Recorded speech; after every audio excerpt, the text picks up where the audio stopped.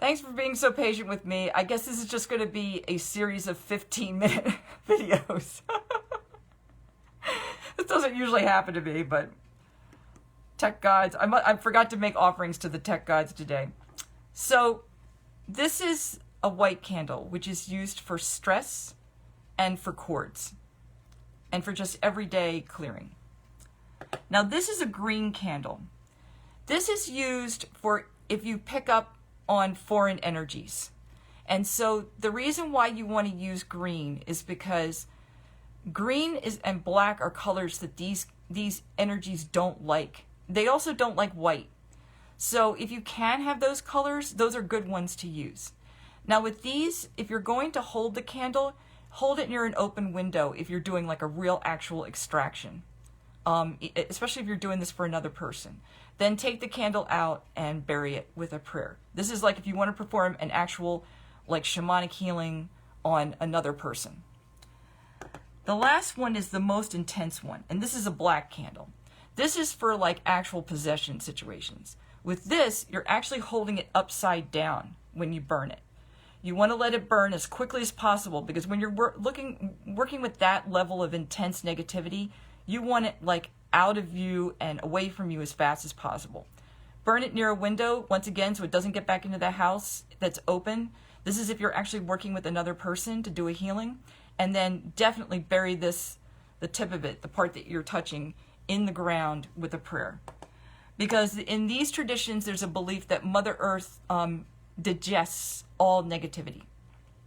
That like there's no negativity that Mother Earth can't handle. So that's kind of why you're getting that thing.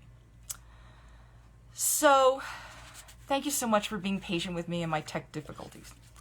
Okay, so now we're going to get to a really, really, I think, exciting part of this. These black candles, in some witchcraft traditions, are also used to do a very mild form of positive spirit possession. So we just talked about like negative spirit possession, but there's something called shamanic embodiment, which is where you're embodying or possessed by a deity, the ancestors, an animal spirit. It just, depends on the tradition. So let me see here. Hope I'm on the live. Yes, you are. Thank you. Thank you for catching up with me. So one of the places where you can do this is in a type of witchcraft called fairy, F-E-R-I. It's basically an animistic witchcraft that takes like a lot of its workings from like hoodoo, voodoo, tantra, I think even like huna from Hawaii. So they've borrowed a lot. I was introduced to this from a woman who teaches Seidr, Norse magic, but she also is involved with fairy. But you can look up this fairy candle rite, this Google fairy candle rite. It's online. I mean, like the whole thing. So, in the fairy candle rite, you're channeling the star goddess, the fairy star goddess. But this can be used with many different deities. So you're using a black candle. And the symbolism of the black candle is that the star goddess is black to represent the empty void from which all things originated. And so the black candle is lit first in every fairy working.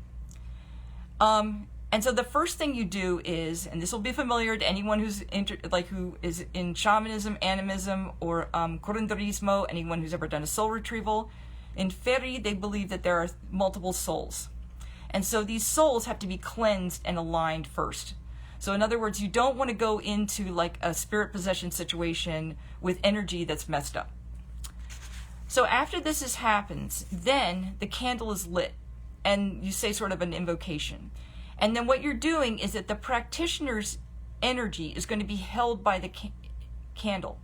And right now, the flame of the candle represents the deity or the spirit that you want to embody.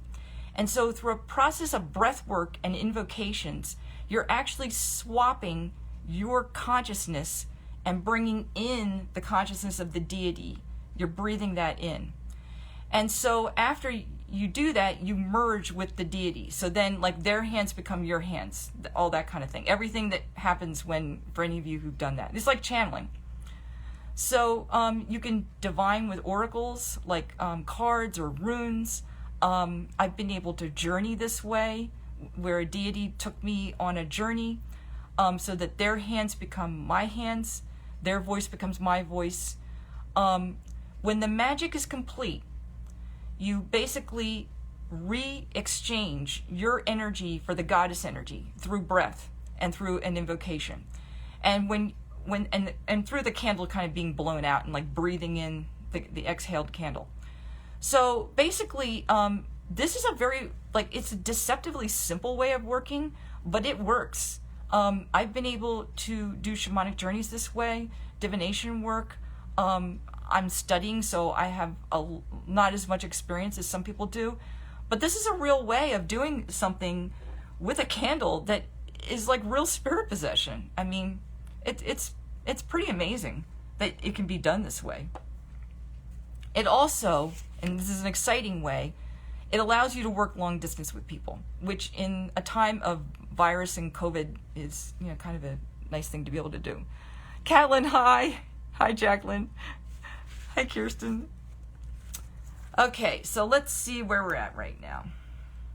Okay, so now we're finally at the most fun part, which is working with plant spirits and working with runes with the candle. This is basically stuff where I've experimented with things that began as a tradition, but where I've kind of gone off on my own direction with it. So this is not as traditional. So what I want to talk to you a little bit about is working with basil and a green candle for either money or to raise the vibration of a person or a place. And basically working with fresh basil leaves, not oil, because that's the way I work. Basil attracts money, and it protects people, and it protects homes. It's traditionally been used, especially in Eastern Europe and some in Scandinavia. It was used to bless wells. It has a really strong connection to water. It was put into water to wash pregnant mothers, to wash newlyweds. It's basically a power plant in certain parts of Eastern Europe. So I like to use fresh basil, but you can also use dried. And I use a green candle. I don't, like I said, use herb infused oil. I do pray to a plant spirit, a basil spirit that I associate with the plant. And this was a spirit that was introduced to me when I drank some basil tea, fresh basil tea, where I just took handfuls of basil leaf, stuck it in hot water and brewed it for 15 minutes and drank it. And this is done as a way to cultivate a connection with the spiritual aspects of the plant. So let me see if anyone's saying. I'm listening, laughing. Yeah, we all need the candle magic. Oh boy, God, really. I mean, it's like the amount of candle shopping that happens in my house is staggering. So I'm just going to do a very short demo of this basil magic. It's like the easiest thing in the world to do. If you want to supercharge it, drink a little fresh basil or dry basil tea first. Basil is a natural antidepressant. So unless you have a problem where you can't digest it, it should be pretty easy. So for this, I'm using fresh basil.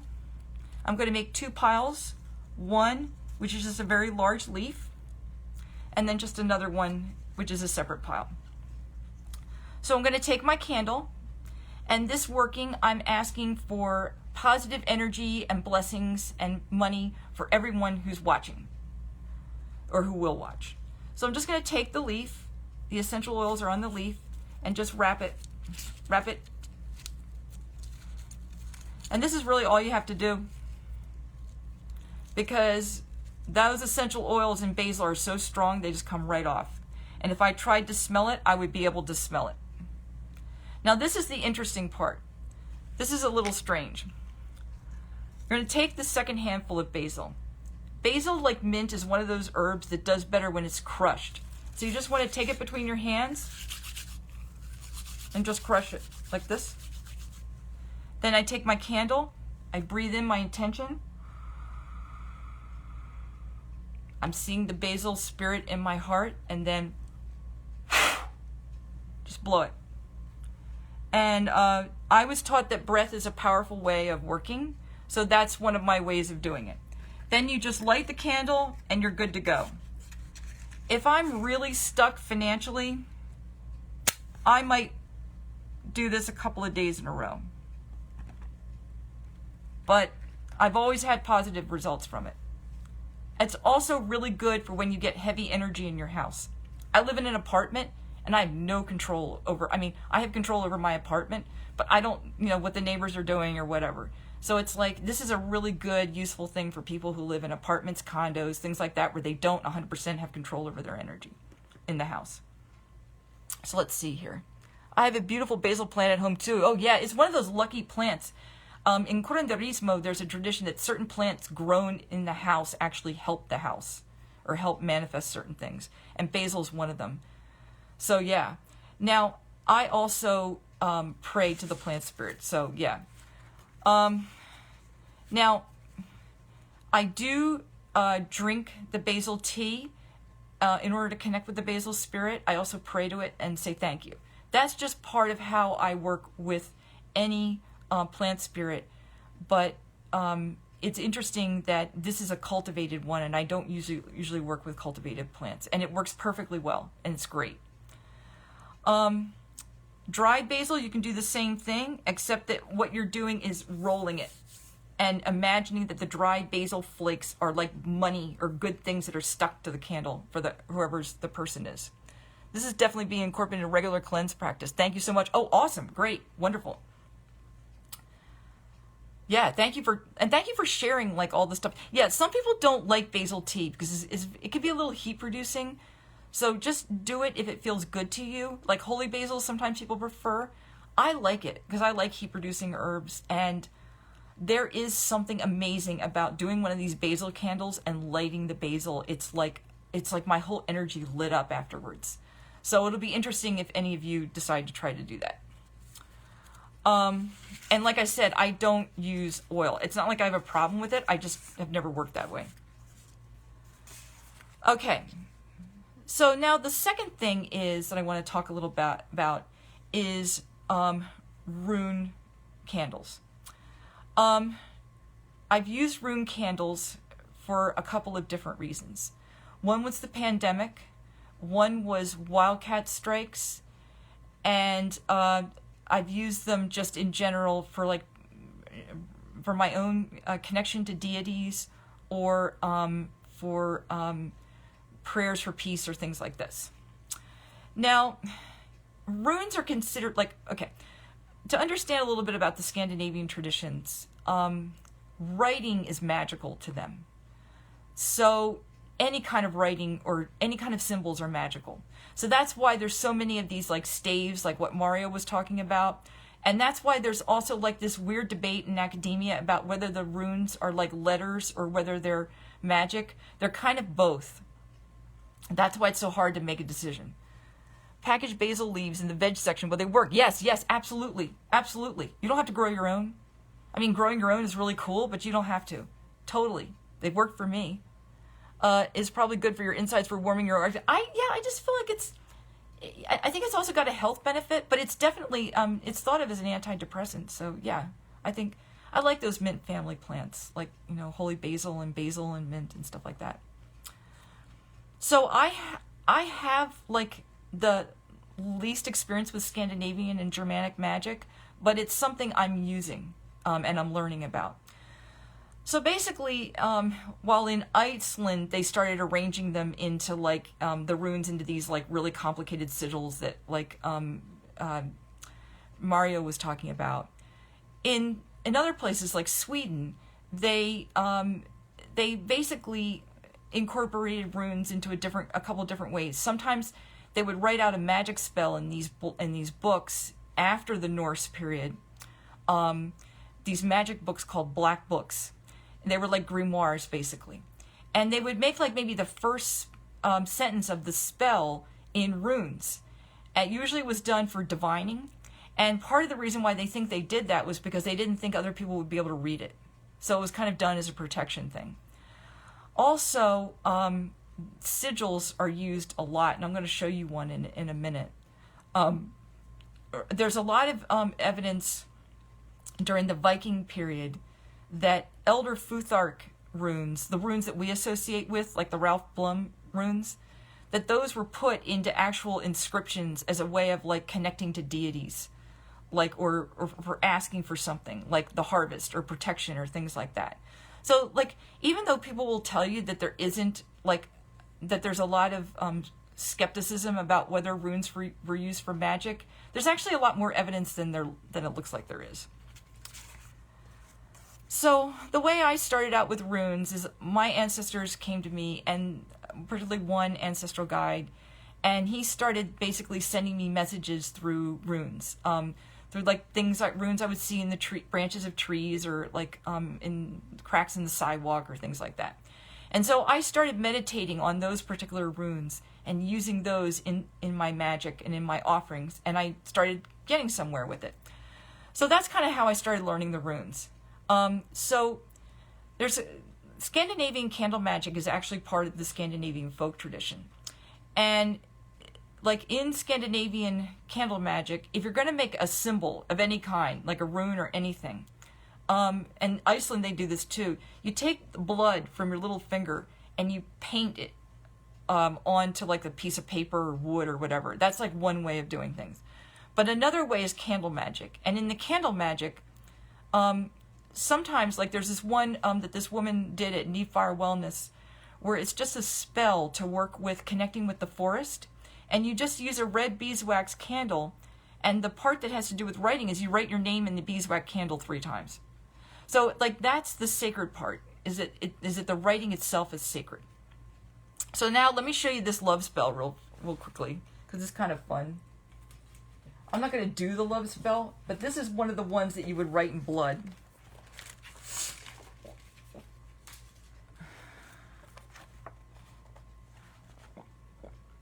Make sure you can see that. You see those weird wavy lines? That's what you would write in blood. And that's supposed to attract a woman. If the person of interest that you're interested in is a woman, it's supposed to attract that. So, I'm going to go back to a little bit to, let's see for a minute. These are also great. Oh, I'm glad. In place of blood, you can use red ink. Yes, you can use red ink. Yeah. But if you want to be really old school about it, you use blood. Because that's like a traditional offering going back like thousands of years.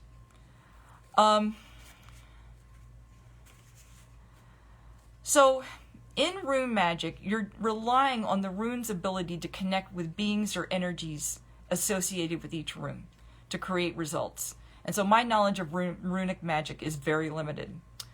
So during the pandemic, my sister and I burned candles, basically where we carved runes that symbolized ancestors, wilderness, reciprocity, and protection.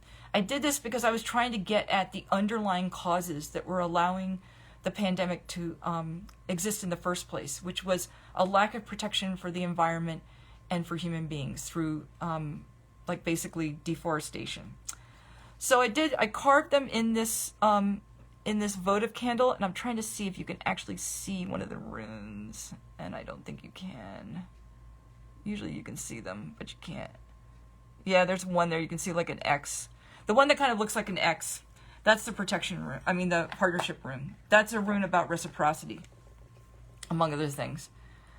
So this is a prayer about people and the earth to work healing.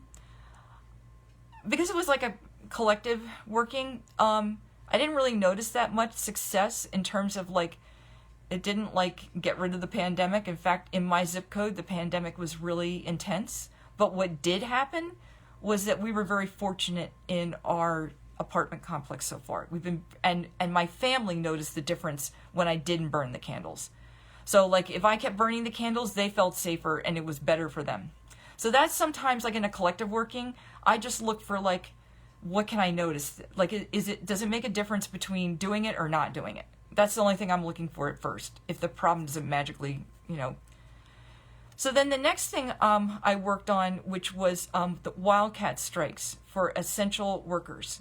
These were people were getting fired like at Amazon and other places, because they wanted protection gear and to prevent against the virus, and they wanted hazard pay.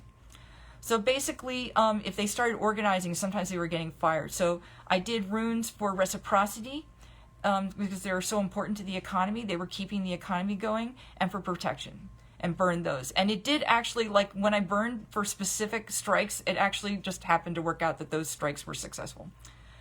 And finally, I did some of these rune candles for, and my sister helped me with this, for the Black Lives Matter movement, when a lot of people were getting like hurt and some people were getting killed. And so for that, we did, there was this thing called the Witchy Day of Action. And in the Witchy Day of Action, it was on a Friday, and they called for people to do whatever spells they were going to do that day. And so we kept candles going all day for justice and protection for the Black Lives Matter. And so that was like basically like our magical working. And obviously while we're doing this, we're doing other things, making phone calls, reaching out to elected representatives, that kind of, practical stuff. But there's something about doing the candle magic that really adds something to whatever you care about. And yes, I'm putting this on activism right now because this is a part of this work in many traditions. Empowering the people who are going out there and risking their health and lives. Yes, I lit candles that day as well. Cool. That's so exciting. Yeah, that was it wasn't a fun day because it was a scary time, but it was kind of empowering. Wonderful idea about supporting positive change with your magic. Oh, cool. I'm glad you like that. Okay, finally, plant spirit magic. This is the most fun part. I'm probably going to go a little tiny bit over, and I apologize, but I'll keep it as close to an hour as possible. So, plant spirit medicine with candles is one of my favorite ways to work with distant healing. Plant spirit medicine is basically carried by the energy of the flame. It's similar to a rune candle or a Reiki candle. If you carve Reiki symbols into a candle and then burn it, it's the same idea. If you can burn candles in a church to your loved ones, you can send healing through a candle, because basically that flame is like a door that goes in two directions. It can bring spirits in and it can send energy out. So plant spirit medicine is like a type of family shamanism. This means that anyone can do it. Family shamanism is an idea that comes from the Chukchi people from Siberia, and it's where one member of the family would be selected to carry out certain very simple rituals.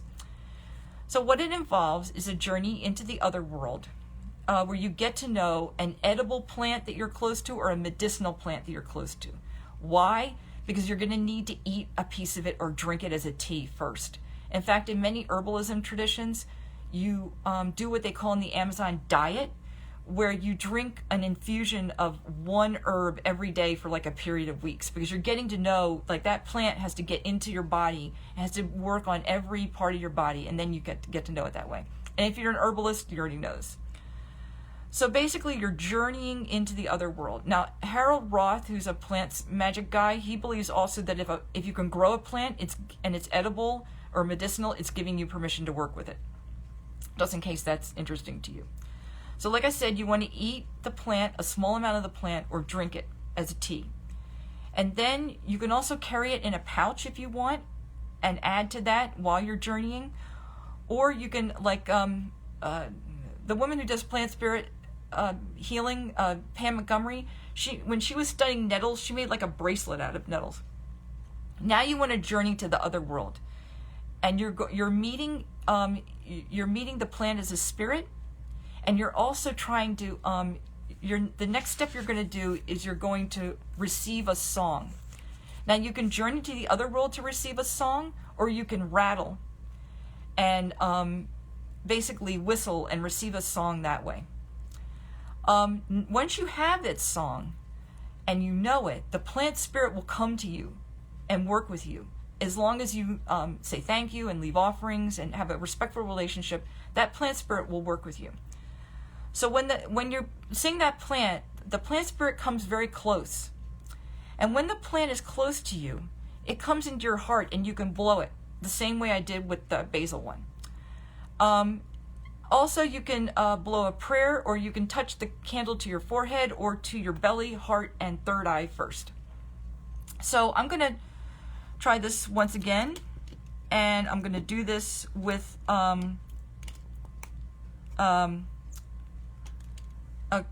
candle, and I'm going to do this with the elder plant.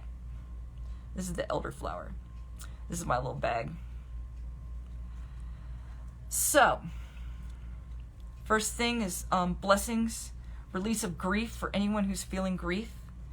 And then we're going to go ahead and, okay, all I got to do is find my rattle. Yes. So you hold the candle.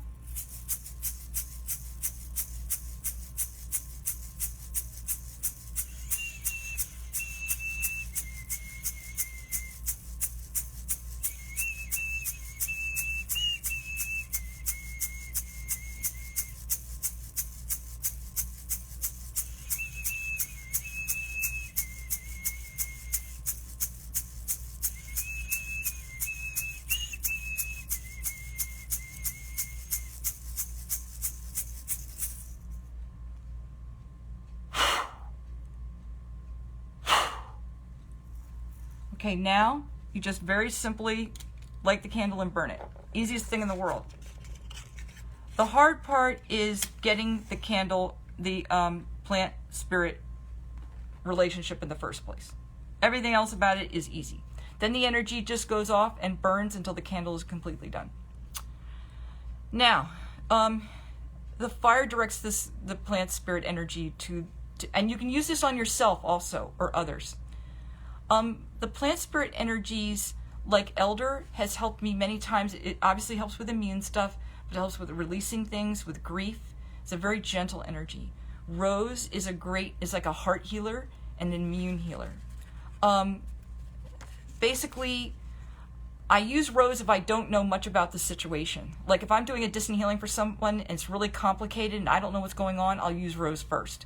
It's very gentle and it like opens the door, lets the good healing come in. And you can use it all the time as a self-healing. Biden's alba, which is another one, it's like a wild daisy that I work with, that releases foreign energy because it's a wild immune herb from South America and it's just very strong. If you pick up foreign energy, like in the candle cleansing doesn't work, then I go to Biden's. Also great for karmic ancestral healing. Let me see here. I always love watching your videos. I can feel your intent, focus, and passion. Oh, thank you. That's really sweet. Thank you. I love all the great energy that you all bring. This is so cool. Okay, so color of the candle. Pink I use with rose. Green I use sometimes with healing work. Sometimes I use it with Biden's if there's heavy energy. But you don't have to worry as much about candle color with this way of working because really the candle flame is a vehicle for the energy of the spirit of the candle, of the plant. That's really what you're doing. So, 2 more things and then we'll be done because it's at 3 now.